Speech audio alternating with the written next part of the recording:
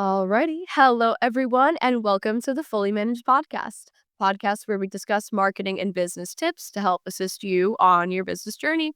I'm your host, Shannon, Penji's partnership coordinator, and I'm joined here today with a very special guest, Dayon from Amazon Experts and Ecom Cooperative. Thank you so much for coming on with me today. I really appreciate it.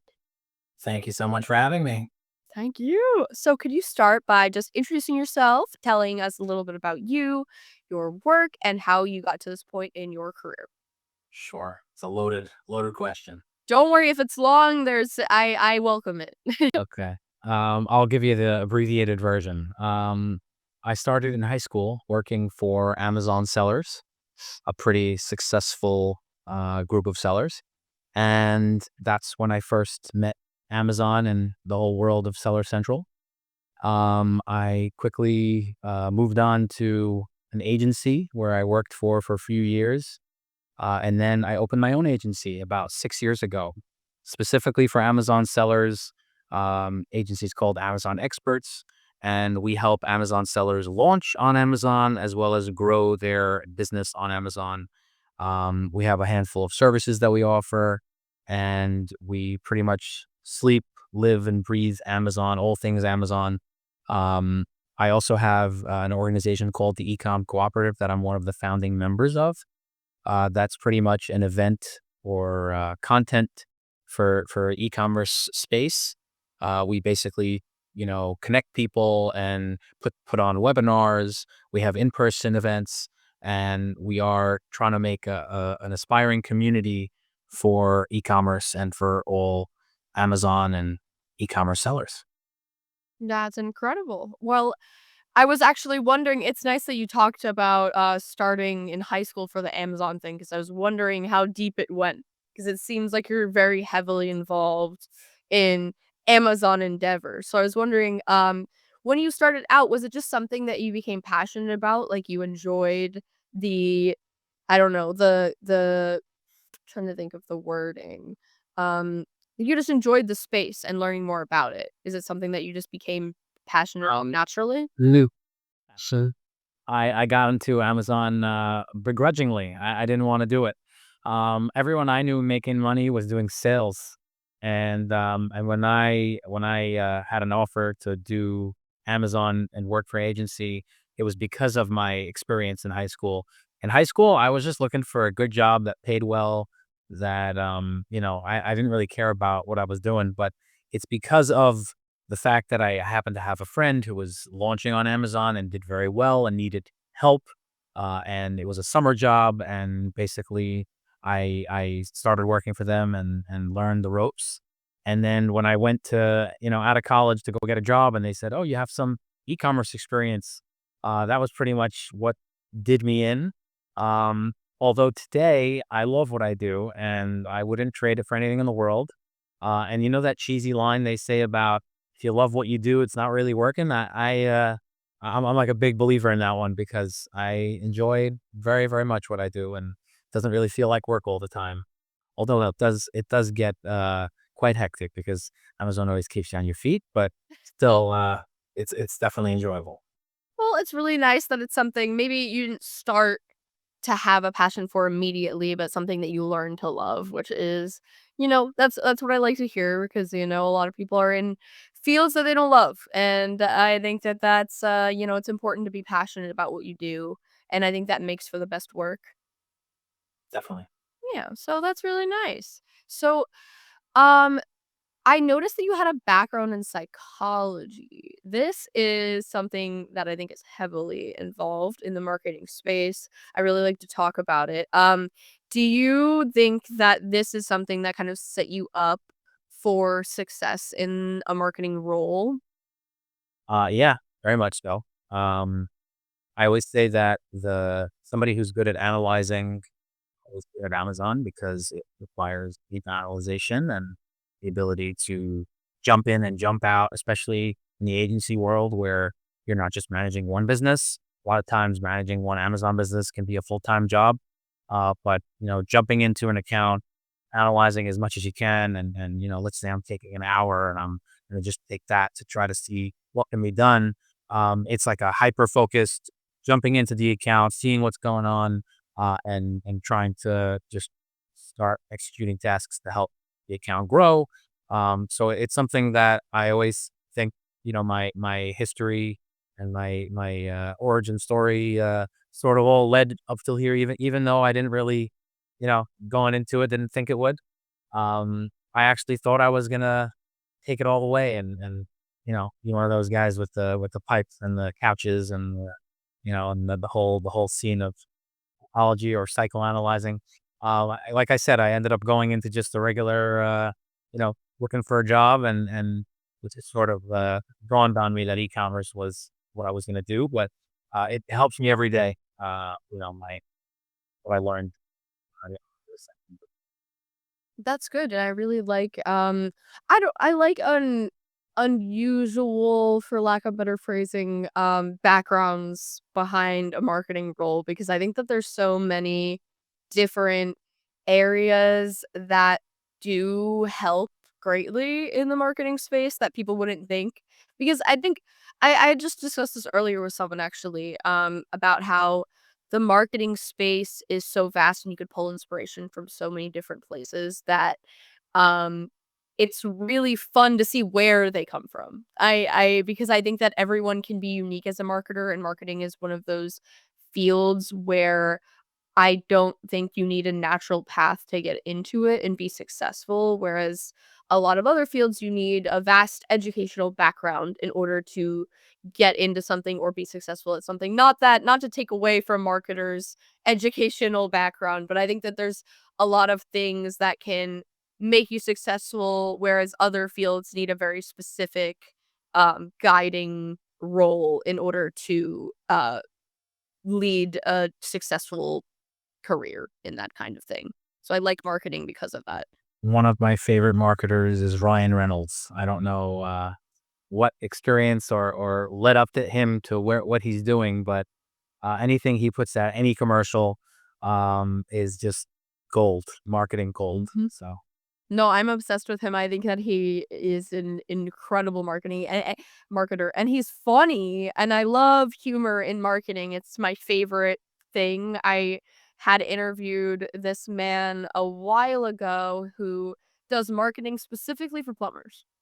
And I found that interesting because I was like, this is the niche of all niches. Like I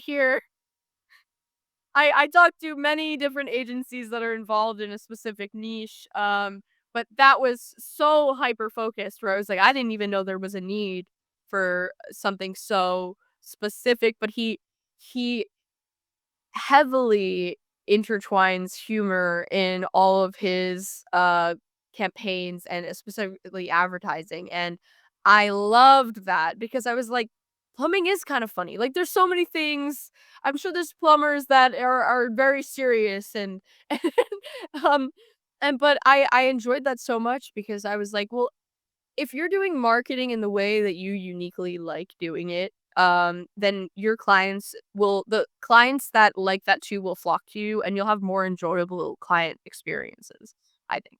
sure. Do you have a specific client that you like working with or maybe a specific field? I like all my clients. Get that out of the way. But I there's definitely some clients that I like working with, extra. Um, Typically not really anything to do with their product, or because at this point I've sold everything on Amazon or have helped sell everything on Amazon. Um, I like specific clients and what they bring to the table with the way that they run their business and the way that they conduct their day to day. I'm always learning, I'm always growing, and I always try to pull inspiration for time management, organization. Some of my clients have taught me more than I've taught them in that area. And I always think that, some of my clients have become my friends without going into names. But I think that, it's something that any relationship with any business, everyone has work relationships. And I think that it's all about a balance and pulling inspiration wherever you can and trying to come up with something that works. Although I do find that nothing universally works for everybody. So, Yeah, of course. Is there any specific scenario in which you feel I'm trying to figure out how I should word this. Um, Without naming names, because of course I know that there's confidentiality related to clients, obviously. But do you ever have an opportunity can you give an example of an opportunity where you've learned, something that you think has helped you for your entire future for marketing specifically from a client? um, it's a hard one. I was part of a marketing campaign for a very big brand, and let's just say that what I learned there, marketing for a brand that had a very big team and a lot of different people with their own angles and what they were bringing to the table. We mapped out a blueprint and we were able to we were very successful with what we did. It was in a specific category and we were able to rank the product to the number one spot. And I guess whenever I find something that works and I see that it's a template that can be repeated, I'll do that. That's one of the best things we bring to the table for our clients. We see what's going on Amazon, and we can see if something is successful, and then taking that success and repeating it and basically applying it on a grander scheme.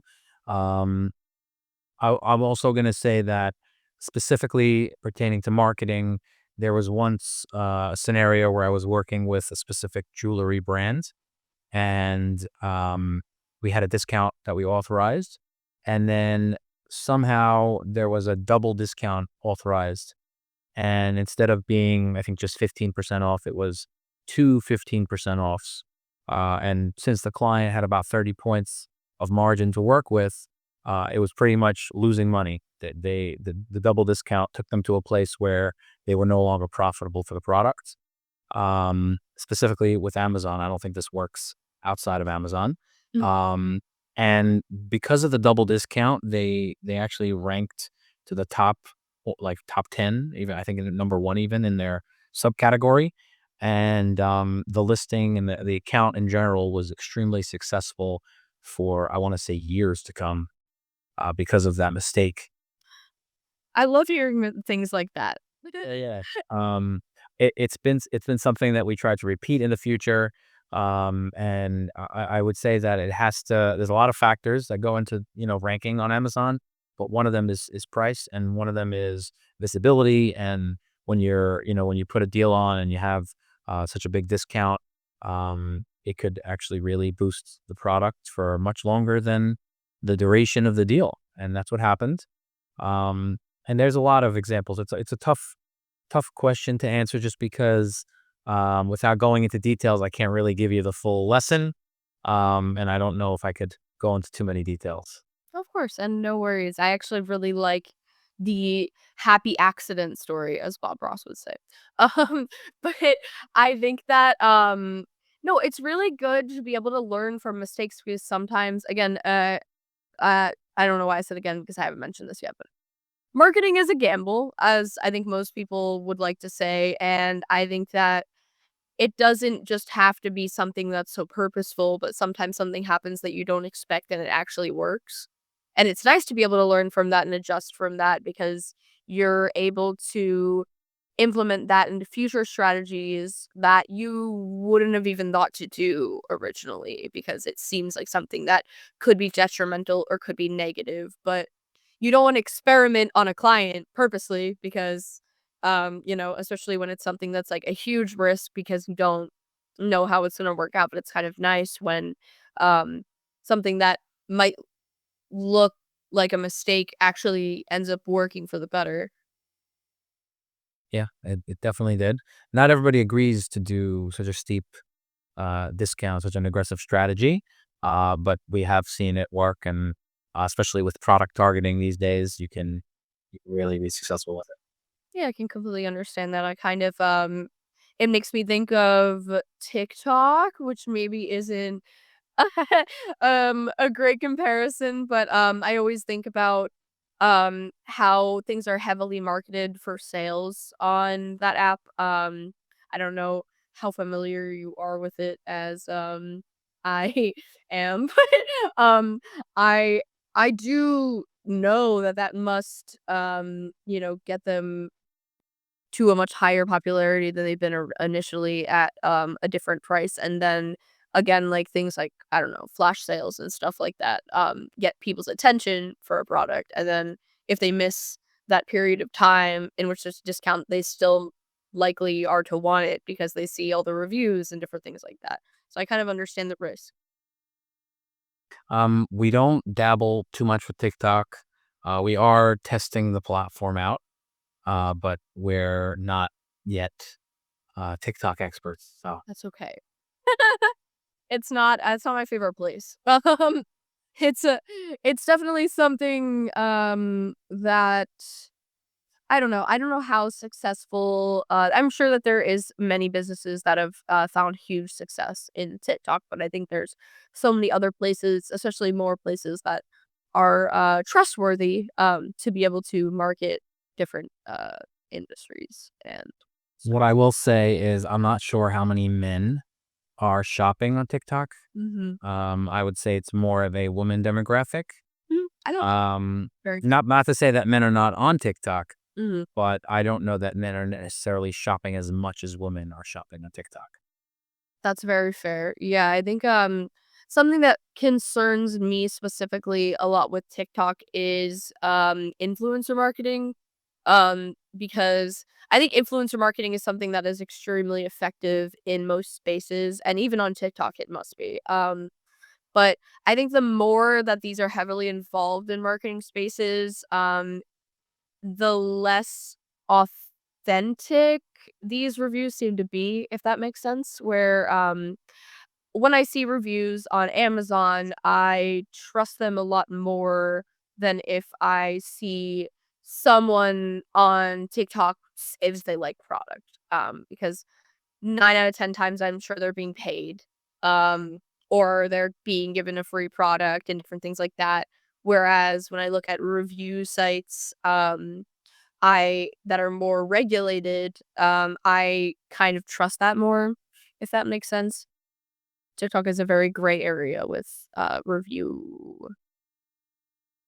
Nowhere's perfect though. I find humor if you ever bored, Google some funny reviews that they found on Amazon. You'll find all kinds of crazy reviews, and a lot of them are you know are it's not a perfect system either on Amazon. There's manipulation that they had to combat in previous years.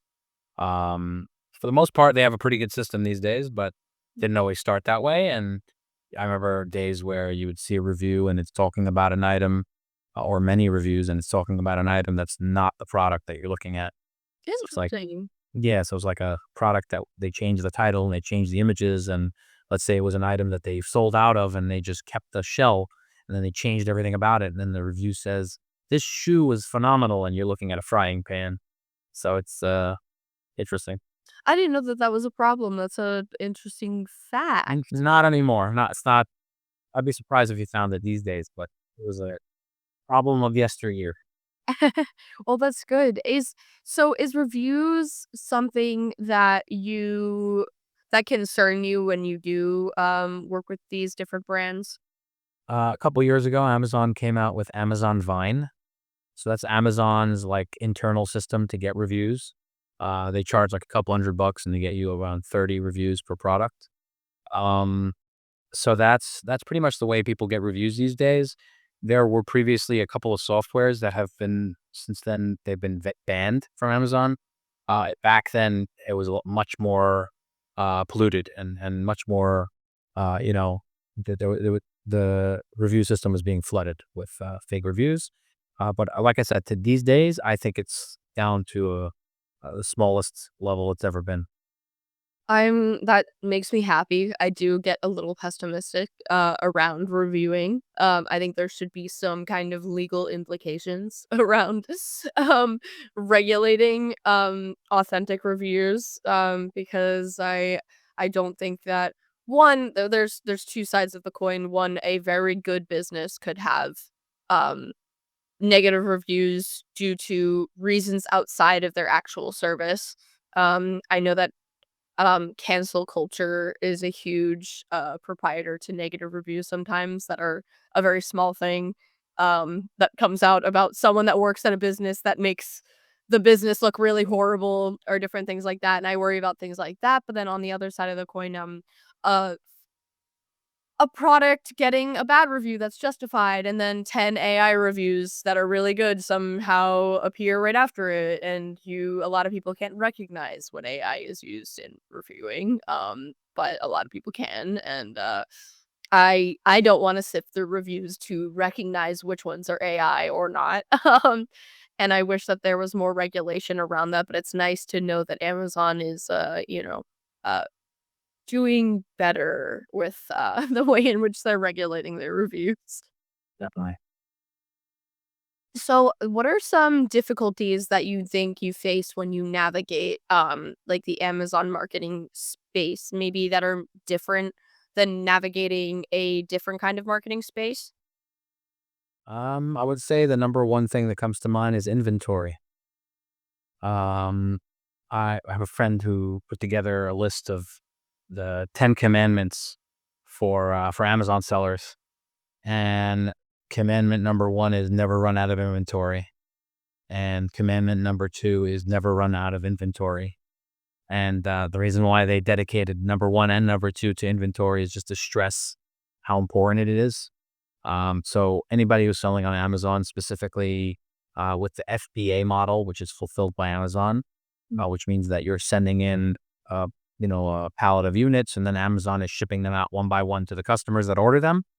And basically, when you have inventory at Amazon FBA facilities, you need to make sure that you keep the products in stock, but you also have to make sure that you don't overstock it, and you have to make sure that you don't understock it. And these days, they limit you on the storage, and they limit you on your ability to do a lot of things. And one of the issues is just making sure that you always have products in stock, or make sure that you don't have excess inventory. And that's just something that's constant on Amazon. So definitely something that's always going to be a challenge, especially with rules that they keep adding. And now, all the facilities during holiday season are backed up. So if you want to ship something, it could go from a 2 or 3 day shipping time and receiving time to maybe 2 or 3 weeks or even months sometimes. Wow. So it can be quite complicated. You have to be very planned and focused and organized for the season. And I would say another thing just to throw in there is the fees and the margins, with being an Amazon seller. That's something that is definitely a growing concern. Amazon is getting more expensive, adding more fees, and it's becoming harder and harder to stay profitable. So, two things: inventory and maintaining your inventory levels, as well as profitability, and being able to stay profitable and have a profitable business. Oh, well, thank you, one, because those are both, educated me on the space because I didn't know, the downsides to having to, navigate this space, and, for the first one, I was wondering, are there penalties for, overstocking Yeah. for okay, so how does that kind of work? I'm curious. It's a little complicated. Okay. If you don't if it's too much to explain. It's a lot to explain. All I'll say is you have to maintain a certain amount of weeks of supply in order to stay, uh, in a healthy inventory position to be able to grow. And then if you have lower than a certain amount, there are fees. If you have more than what you're supposed to have, there are fees. The fees vary by product, by size, by category. So throwing out a flat fee is a little hard, but um, it's definitely something that you have to do properly. Otherwise, your profitability, in other words, if you don't maintain your inventory, the profitability is second to go. Because those extra fees typically are the make it or break it for staying profitable. Huh, okay. Wow. Well, thank you. Because that's really cool. And it's not cool that probably sucks to navigate, but it's really interesting to learn about because I had no idea that this was, a part of the it seems like there's a lot of complexities that go into, navigating this, especially imagine I can imagine doing it alone, um, for your own personal business, so, well, it's good that you guys are out there doing this. Um, on the other side of the coin, maybe on a, like, a more positive note, is there anything specific that you think, marketing the space that you think is easier than, marketing in other spaces? It's the everything store, and it's always open, and your customer base is the world. So I love to say that, I think everyone these days knows somebody or heard of somebody who's, you know, doing telephone numbers on Amazon. And I know a bunch. So the success stories are phenomenal. I know people who've sold their brands. I know people who have launched on Amazon with minimal investment and are currently sitting on e-commerce empires. Um, so I think that it's definitely a big opportunity, and if you have a product, and if your product is quality, and you're willing to give it a shot, it's typically something that I would recommend. If you don't have a product and you're looking to source a product, totally different story. You're more looking at what the opportunity would be and what to start with. But if you already have it, if you're somebody who already has products in the United States and you're just looking for another place to put them, um, I think it's a no-brainer, and I think it's something that we've all seen. Hopefully, somebody who's done that and been very, very successful. And it's just easy. You don't have to go out there and get all these accounts and do the traditional grind of a business. It's more about launching properly, being organized, having inventory, making sure that you set your pricing up properly so that you're profitable. And if you sort of check your boxes off very quickly, within the first year or two, you can have a very, very successful business. Hmm, so that's really nice. It's like they to an extent, as long as you're organized and know what you're doing, they're kind of doing a lot of the work for you just to be able to be involved in that space. Yep. Oh, well, that's really lovely. I definitely understand that. I think I was, um, do you think, I mean, I guess because you're involved in it, you might be a little biased, but do you think that the different avenues that you have to navigate around fees and different stuff, do you think that outweighs the positives sometimes, or you think that's just like a part of navigating the space, and as long as you figure that out and kind of how to regulate it, that you can I'm be. definitely biased, but I think that every business comes with challenges. And I think that it could outweigh, because if you're not, playing your cards right, if you're being a little reckless and unorganized, you can very easily, turn the business unprofitable. And if it's unprofitable, then there's no future. So you definitely need to have a plan and know what you're doing. You can't, just throw paint at the wall. You have to, come up with a strategy and follow the strategy. And, I guess it's like that line, if you fail to plan, plan to fail. No, that definitely makes sense, and I knew you'd be biased, so but no, I definitely understand it. It's a way of, um as long as you have a good product and are able to navigate the space, it seems like you can be successful as long as you, like, understand all of the, different things that could be setbacks, before they come up. You just have to be proactive about understanding that, which, I feel like is business in general. Starting your own business in outside of Amazon, you still have to anticipate these certain things that could negatively impact you in the future, and I think that, um, that makes for a good business person is being able to, see those things on the horizon or, like, see that that might be a potential outcome. Yeah. Definitely. So, okay, we have just a little bit of time left. Okay, we're playing a little game. I just I wanted to warn you. Okay. So, some of these are marketing related, but some of them are just absurd questions that I've come up with that I think are fun. So, okay, first one, I'll ask you a more marketing based question. Okay. Bad press or no press at all? What do you think is worse? No press at all. Okay. I definitely understand, the Amazon reviews, you get a couple bad ones, and then it's really hard to get back up to 5 Oh, okay, well, I assume those would be related. No, no, it's on Amazon, no reviews at all. Ah, okay, okay. Yeah. Oh, alright. Okay, well, they're Amazon has its own rule book. Yeah, Amazon has its own rule. true. Mhm.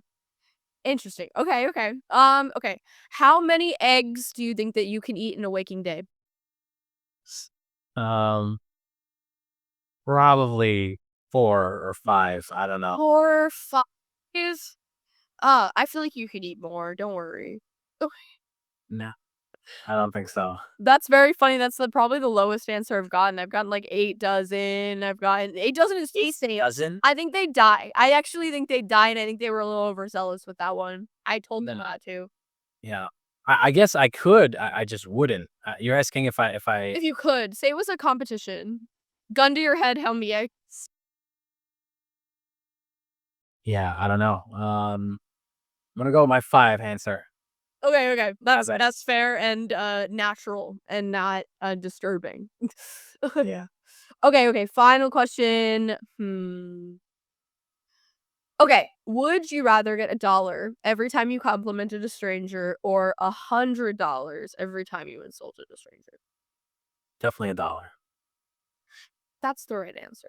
These are all opinions, but that one I've only gotten 100 every time you insult a stranger, and they were saying that they joke around with their friends a lot and that would be really great for when they're around their friends. And I was like, okay, But you said that shouldn't be that bad. That's true. So I guess he didn't, I'm gonna get back to him on that because he didn't actually consider the question fully. yeah, you gotta put positive vibes out in the world. I agree, and I already try to compliment people as much as possible. I think it's important. It makes people's day, and I'm doing that anyway. So if I'm getting money out of it, that's kind of cool. I feel like I'd feel worse if I insulted a stranger and then also got paid for it. So I don't think I'd feel very good about myself. Plus, we're covered. We have Billy on the street handling all the exchange. He can do whatever he wants. I love him. Yeah, he's good. He's funny. Okay, well, this is unfortunately all the time we have today, but I appreciate you entertaining my absurd questions and also giving me a lot of knowledge because I didn't know a lot about the space. I don't get to talk to a lot of people that have this kind of niche in their profession, so it's really nice to be able to learn from you and learn if I ever want to start a business on Amazon. Now I have a little bit of background. 100%. So My pleasure. Thank you so much for having me. thank you so much. I appreciate it. And for everyone watching or listening at home, don't forget to like and subscribe to see more stories like this one. Thank you so much.